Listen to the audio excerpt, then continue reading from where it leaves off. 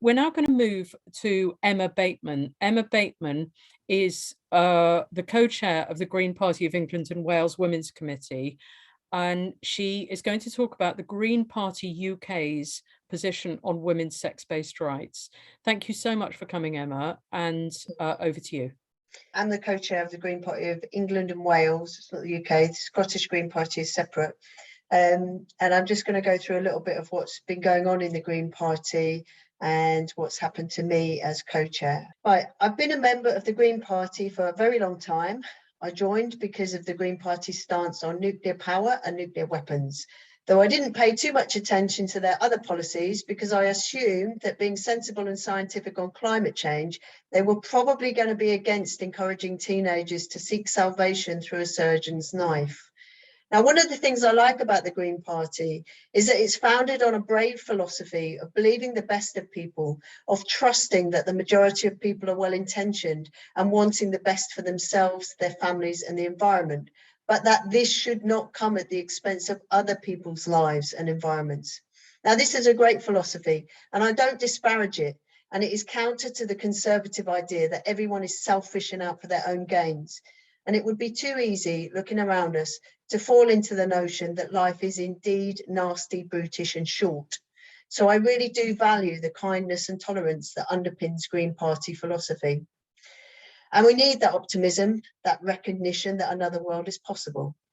But we also need to recognise that having a philosophy in which you must think the best of everyone is stunning and brave, but there has to be some mechanism in place for when people don't agree with you. The Green Party is so focused on being nice and listening to what people say they need so that we can win their vote through organic carrots and never the use of sticks because violence is always wrong, that we're flawed when people take advantage of that. And actually, not just when they take advantage, but when they don't see that they are asking too much, that their needs are greater than is reasonable to ask others to accommodate. And this is difficult because we don't like to see people in pain and we don't like to think of ourselves as people who say no. Now, I've been wondering about how to approach this talk because this is a new territory for me. I have launched a legal action against the Green Party. I have a crowdfunder and I feel sad that it has come to this. And I'm not certain what I can say about the Green Party given this legal action.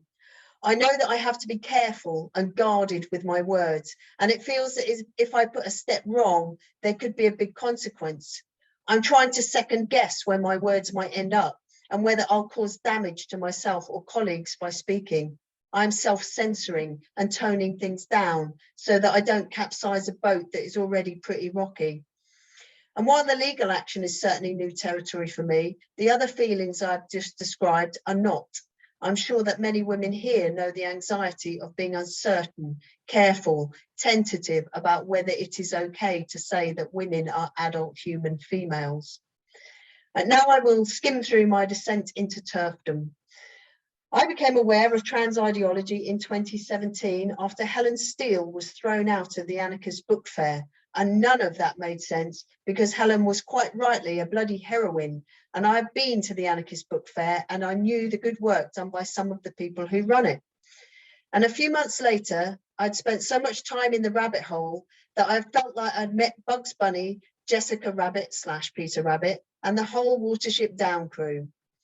I had contorted my language so that I never spoke of men in dresses, only male-bodied people who have the gender identity of a woman.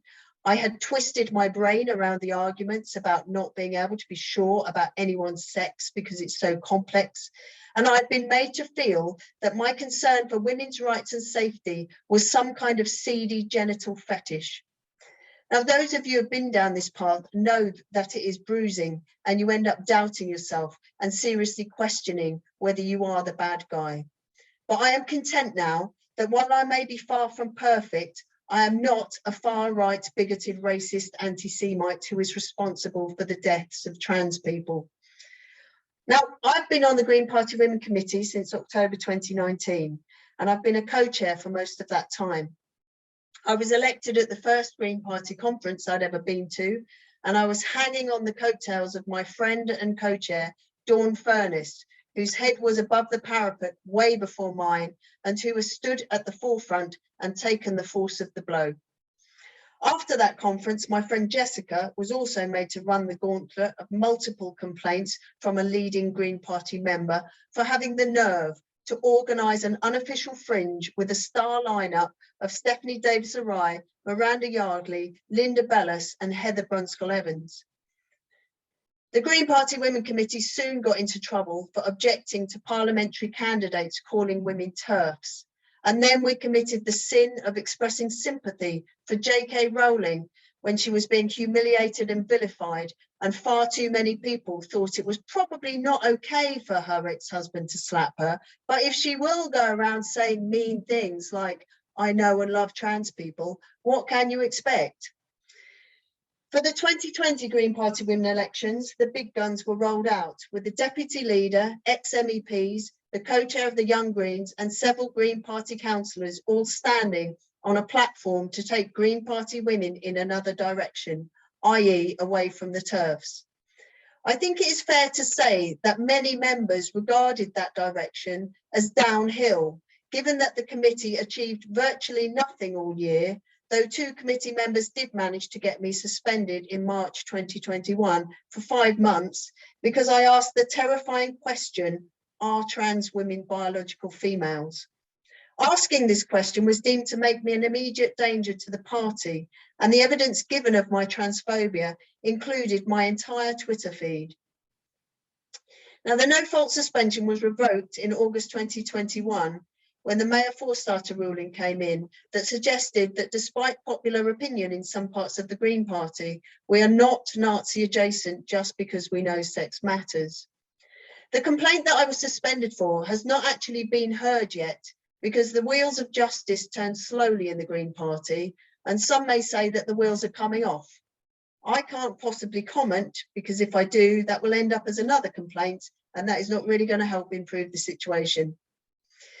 Though I was unsuspended, the majority of the committee believed it was untenable to have to share Zoom space with me because I am apparently so terrifying. Now, I am the first to admit that I am not at all photogenic, but I think that it is a little far-fetched to say that I have the power to cause actual harm to people through the medium of Zoom.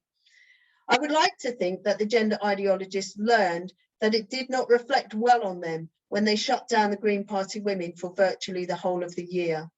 And when I say shut down, I mean it, because the Green Party women member space, which is for members only and is not public facing, was shut down, and all the posts made throughout the last several months were deleted by a single committee member who deemed that everything was riddled with transphobia. This was a very unusual move, and I think the only other time a space has been shut down like this was in January 2021, when the gender critical Green space was deleted in its entirety without warning by the Green Party CEO. The member who set up that space has been on a no-fault suspension for over a year and is still waiting for that complaint to be heard against him. Now, I was re-elected on January the 21st, 2022, but by January the 25th, a complaint by a leading Green Party member had already been submitted calling for my suspension again.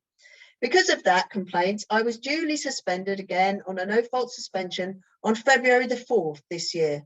And that suspension will be continually rolled over until the disciplinary committee get around to hearing it.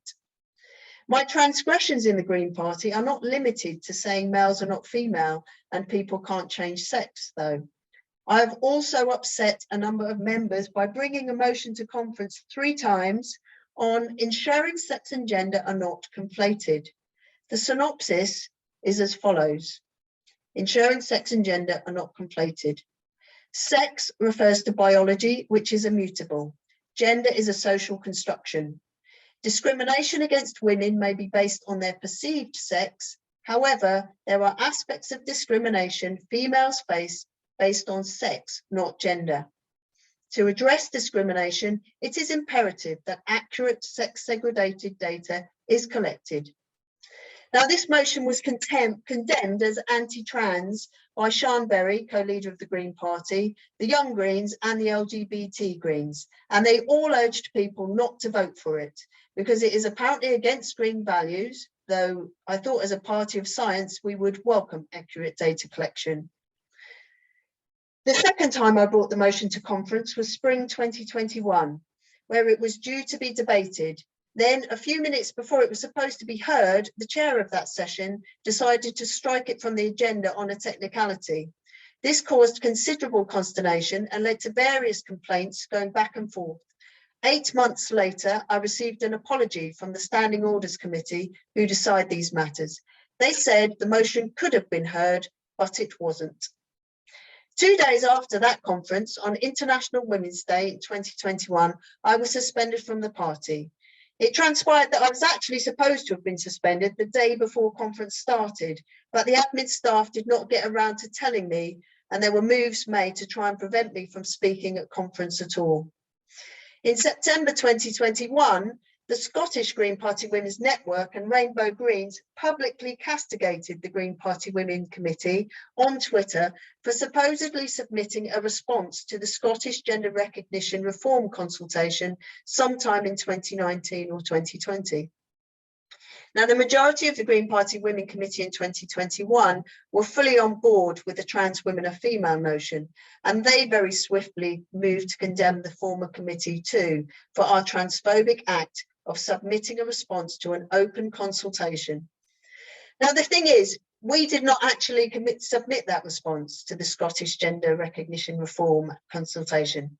Someone did so in our name, but it was not the committee. And if the Scottish Green Party Women's Network had bothered to ask that before going after us in public with their accusations, we could have explained that to them. Now, they called the submission transphobic, of course they did, but the Scottish Gender Recognition Reform consultation introduction states that it would vet responses and disallow any responses that contain transphobia. So it appears that until the Scottish Greens agitated about it, the transphobia was not apparent to the Scottish government. Now, there are a few other things about this, but suffice to say that things got a bit rocky between the Scottish Green Party and the Green Party of England and Wales. And then when our Green Party members had the cheek to re-elect me this year with a large majority, the Scottish Greens were not pleased and threatened to cut ties with the Green Party of England and Wales. The Scottish Greens allege that my transphobia is plain to see because I signed the WDI, and everyone who does so is automatically a bigot and a transphobe. I cannot say for sure what was said to appease the Scottish Greens, but the motion to cut ties with the Green Party of England and Wales was withdrawn, and the Scottish Greens seemed very pleased with the assurances of our leaders in tackling the pesky transphobes in the Green Party of England and Wales. Since then, we've had the rollout of the LGBTQIA plus Greens training / re-education programme. There is no equivalent training from Green Party women on what a woman is, which is odd, as leading Greens appear to struggle with that one. And more recently, I committed the sin of standing for women in the vicinity of the notorious Posy P at Speaker's Corner, where I said such outrageous things as, "I don't agree with everything Posy says," and "some people in the Green Party are intolerant of any view they disagree with." And it has been supposed that this appearance led to my current suspension. It did not. The suspension had already been decided on a complaint prior to that appearance because of the things I said around the Green Party women election, which are all in the public domain, though I believe that I have collected another couple of suspensions as a result of my appearance at Speaker's Corner. And to bring us up to date, last weekend, the Green Party of England and Wales held its spring conference. Annie Stafford Townsend is the non-binary female co-chair of Green Party Women, who, since I've been ousted as the other co-chair, has taken a somewhat authoritarian approach to the role. She proposed the late motion to conference, which called for all members of the Green Party who had signed the WDI to be permanently suspended from the Green Party. It included the following text. The Green Party accepts that the gender-critical movements in most UK political parties have been infiltrated by hardline extremists who advocate for the wholesale removal of virtually all trans rights as currently enshrined in the Equality Act 2010, and routinely share platforms with those who advocate for extremist positions, such as the mass sterilisation of trans people. These extremists have also been linked with attacks on women's abortion rights, misinformation designed to provoke hatred towards trans people, and have benefited from funding from the far right. The Green Party condemns hardline anti-trans activists, including signatories of the Women's Declaration International. Now, I'm pleased to say that this motion was wrestled out of the agenda, which I hope is a small green shoot of reasonableness prevailing in the party, though as Cara said, the majority was small, and 42% of members did vote to keep this motion included in the agenda. And we have a long way to go. Gender critical members are still being routinely framed as bigots and transphobes, and a whole host of local parties are bringing forward statements to condemn transphobia, whether expressed outright, through dog whistles, or under the guise of debate and reasonable concerns. How dastardly of members to try and trick people into being transphobic with their reasonable sounding arguments and debate. There is no place for that kind of thing in a progressive political party. Now, being on a no-fault suspension means being stuck in limbo with no end date. I cannot take part in any Green Party activities, and people are allowed to write all kinds of things about me with impunity all over the member space.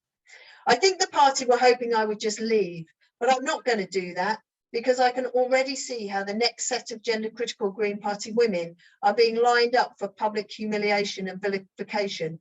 Officers of the party are publicly naming them as supporters of torture and as right-wing extremist reactionary factions opposed to the party progressive policies. These women are my friends, and I'm not going to stand by and let the same thing happen to them as has happened to me, Dawn Furness, Deborah Fink, Claudine Let's Robbie Spence, Andy Healy, to name but a few. I fully expect to collect a few more complaints as a result of some of the things I have said here today to add to the fistful I have already, but it makes little difference to me now.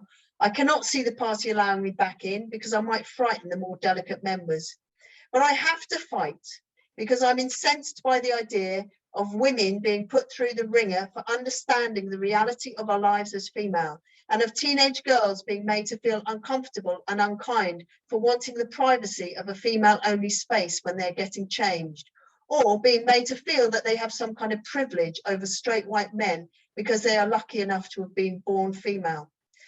There are some fantastic people in the Greens who've worked their 100% organic cotton socks off to build a compassionate, earth-centred party, and I'm not prepared to slip quietly out of the way, especially as I've had 4 years of being called a TERF and a transphobe, so I've grown a tough carapace. And if I walk away, some other member is going to be made into a target, and I don't want to see other women have to go through the toughening process and to have to grapple with the fact that however confident you are that you're a decent person, it's hard not to be affected at all by the people calling you a racist, right-wing, anti-Semitic, transphobic bigot. Women who just want to have a space to run a book club and yoga sessions and talk about the climate do not deserve to have chunks taken out of them for knowing that sex matters. The Green Party has 50,000 members, most of whom are oblivious to this party rancor. Those who do know need to recognise that whilst this could have been a side issue of seeking of compromise over competing rights, it has become a central issue, and the Green Party cannot pull together on climate change whilst it is being ripped apart over women's rights.